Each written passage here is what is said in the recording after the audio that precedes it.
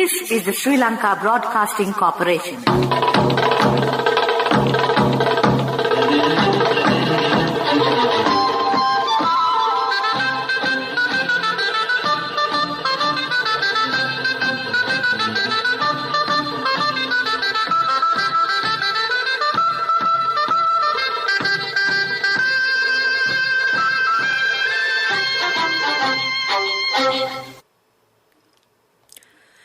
"6:45. This is the Sri Lanka Broadcasting Corporation.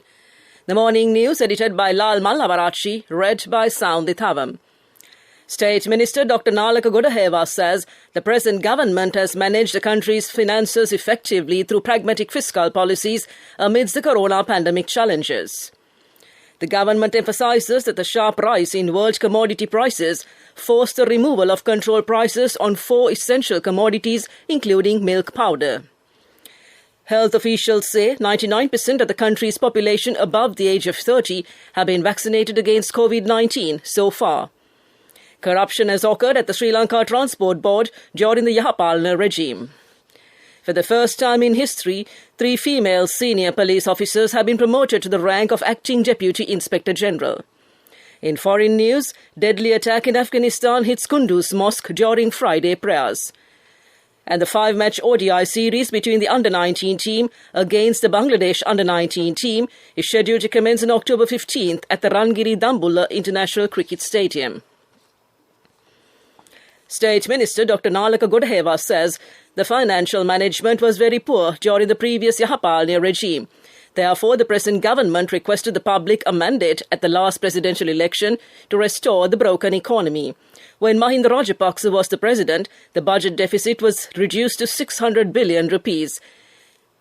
Mahinda Rajapaksa regime was able to reduce the deficit in 2014 due to effective financial management.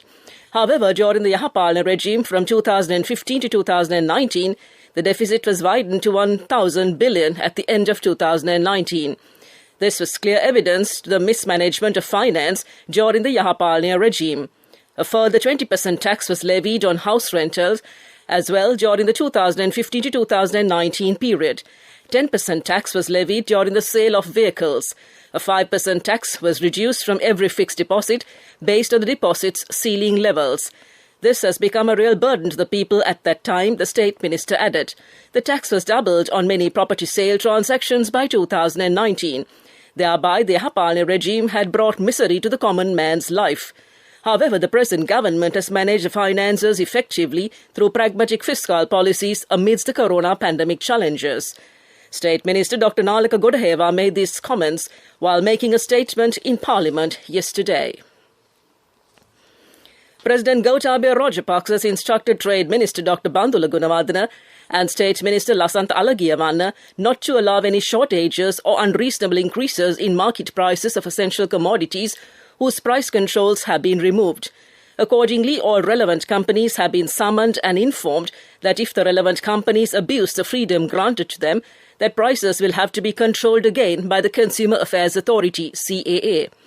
Further, they have to increase the production of goods as soon as possible and to make the goods available in the market. It was also informed that if there will be any reduction in the prices in the world market in the future, the prices of goods should be reduced in comparison to that. Although the world market price of these products has risen sharply over the past 6 months, the government will take all possible action not to pass on that burden to the consumer, especially by reducing the taxes to keep the prices at the previous level. The government emphasised that the sharp rise in world commodity prices forced the removal of control prices on 4 essential commodities: milk powder, wheat flour, LP gas and cement. The government says it has removed the control prices to avoid any shortage of essential commodities in the Sri Lankan market. The government stressed, however, if the prices rise high in the local market, the price control would be in effect once again. President Gotabaya Rajapaksa has informed directives and issued directives to commence the administration of the Pfizer-BioNTech COVID-19 vaccines to students aged between 18 and 19 years. Children of this age group can receive COVID shots at their respective schools starting from October 21st. The vaccination program will commence at each school under the supervision of a doctor. The school leavers in this age group will accordingly be vaccinated by the medical officers attached to the health office in their respective areas. Commenting on the progress of the national inoculation drive, the officials revealed that 100% of the country's population above the age of 60 and 98% of the population over the age of 30 have been vaccinated against COVID-19 as of now. This news broadcast comes to you from the Sri Lanka Broadcasting Corporation. Get a personal loan for your marriage, education or housing within 24 hours with People's Bank Digital Banking.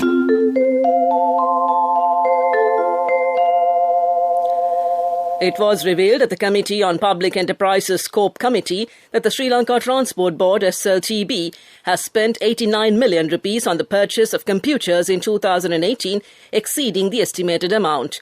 The Sri Lanka Transport Board SLTB had planned to purchase 139 computers and 74 laptops for the year 2018 at an estimated cost of 15.3 million rupees, but had purchased more than that. Accordingly, 800 computers and 47 laptops were procured at a cost of 113.3 million rupees. As a result, 89.9 million rupees was spent on the purchase of computers in 2018, exceeding the estimated amount through the general accounts of the Transport Board, the COPE committee revealed. The Epidemiology Unit of the Health Ministry says 746 new COVID-19 cases were reported yesterday. Accordingly, a total of 524,937 COVID-19 cases have been reported since the inception of the pandemic. While 32,488 infected patients are currently under medical care, 479,182 patients have fully recovered and been discharged from hospitals. Sri Lanka yesterday reported 38 deaths within the last 24 hours, raising the total to 13,267. According to the Epidemiology Unit report, so far a total of 14,668,211 people have received a first dose of the COVID-19 vaccine and 12,123,409 have received the second dose. That concludes local news. Get a personal loan for your marriage, education or housing within 24 hours with People's Bank Digital Banking. People's Bank Digital Banking, your ultimate convenience. A mother knows the pain of each member of the family. Siddhalepa, the trusted relief for aches and pains. An effective therapy for relief from cold, sneezing, flu, headaches, swelling due to toothaches, rheumatic, discomforts, and muscular aches and pains. Siddhalepa, the Veda Mahatmya in every home. The main news story is brought to you by Siddhalepa Veda Mahatmya. The Sri Lanka Police, for the first time in history, simultaneously promoted 3 female senior superintendents of police SSPs to the rank of Acting Deputy Inspector General DIG with immediate effect. Police spokesman SSP Nihal Taldua announced yesterday that women SSPs ND Seniviratna, AR Jasundra and WJ Padmini have been promoted to the DIG rank with the approval of the Secretary to the Ministry of Public Security.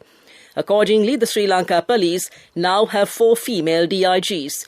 SSP Bimsani Jasingharachi was promoted in September last year as DIG for the first time in the Sri Lanka Police history. Meanwhile, the UN Resident Coordinator in Sri Lanka, Mrs. Hannah Singahamdi, said the promotion of the 3 police officers is an important step towards recognizing the need for equality and the contribution of women to law enforcement, and came to you in the main news story. The main news story was brought to you by Siddhalepa Veda Mahatmya. Brush your teeth twice a day for healthy teeth and gums. Supiriviki and Kakulu, your trusted brands in oral care for many years. Supiriviki Ayurvedic toothpaste for adults. Kakulu Ayurvedic toothpaste for kids. 9 Ayurvedic ingredients of Supiriviki will protect your teeth and strengthen your gums. Supiriviki and Kakulu, products from Siddhalepa. And now in Watch Live. The President's Media Division, PMD, announced yesterday that the ongoing interprovincial travel restrictions in the country will be extended until the 21st of this month. Sri Lanka lifted the island-wide quarantine curfew on October 1st as the country started seeing a considerable drop in the number of daily COVID-19 cases and deaths reported. The interprovincial travel restrictions, however, remained in effect despite the relaxation of the quarantine curfew and came to you in Watchlight. World News. Making headlines this morning, deadly attack in Afghanistan hits Kunduz Mosque during Friday prayers. Russia labels reporters as foreign agents after Nobel Award. Facebook is to act on illegal sale of Amazon rainforest. A suicide bomb attack on a mosque in the Afghan city of Kunduz has killed at least 50 people, officials say, in the deadliest assault since US forces left. Bodies were seen scattered inside the Said Abad Mosque, used by the minority Shia Muslim community. More than 100 people were injured in the blast in the northern city. The Islamic State group said it was behind the attack. Sunni Muslim extremists have targeted Shias who they see as heretics. Hours after independent editor Dmitry Muratov was jointly awarded the Nobel Peace Prize, Russian authorities have designated several publications and journalists as foreign agents. Investigative group Bellingcat and BBC Russian journalist Andrei Zukharov are among those listed. The term foreign agent was used by the Soviets for political dissidents. It has since been used to label independent media organizations and NGOs seen as receiving foreign funding. Facebook says it will begin clamping down on the illegal sale of protected areas of the Amazon rainforest on its site. The social media giant changed its policy following a BBC investigation into the practice.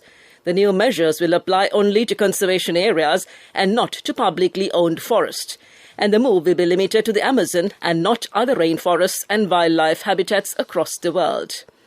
To conclude this bulletin of world news, the headlines once again: deadly attack in Afghanistan hits Kunduz Mosque during Friday prayers. Russia labels reporters as foreign agents after Nobel Award. And Facebook is to act on illegal sale of Amazon rainforest. That concludes this bulletin of world news. And now in development news. Vidul Lanka PLC will commission its first ground-mounted solar PV plant with a capacity of 1 megawatt power in Monoragala, constructed over a 5-acre land situated in Monoragala. The project, developed under the subsidiary Auric Corporation Private Limited, is expected to generate 1.5 gigawatts of energy annually to the national grid.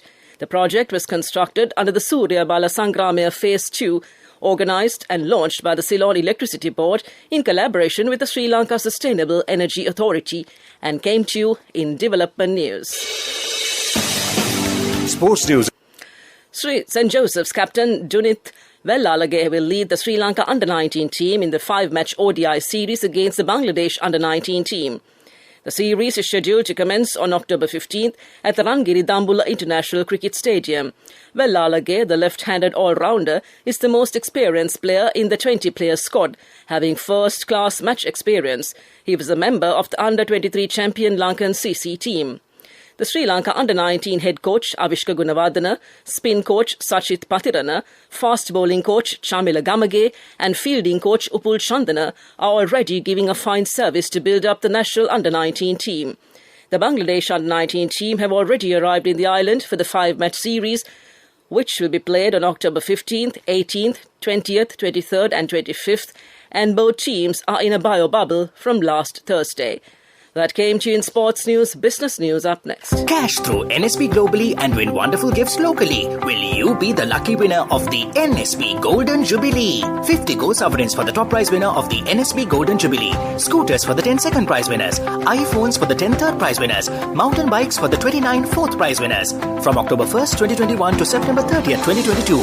Remit a minimum of $100 or an equivalent amount in any foreign currency through NSB U Trust for 6 months consecutively. Send more money and increase the chances of winning. Business news. Sponsored by National Savings Bank. The safest place for your money.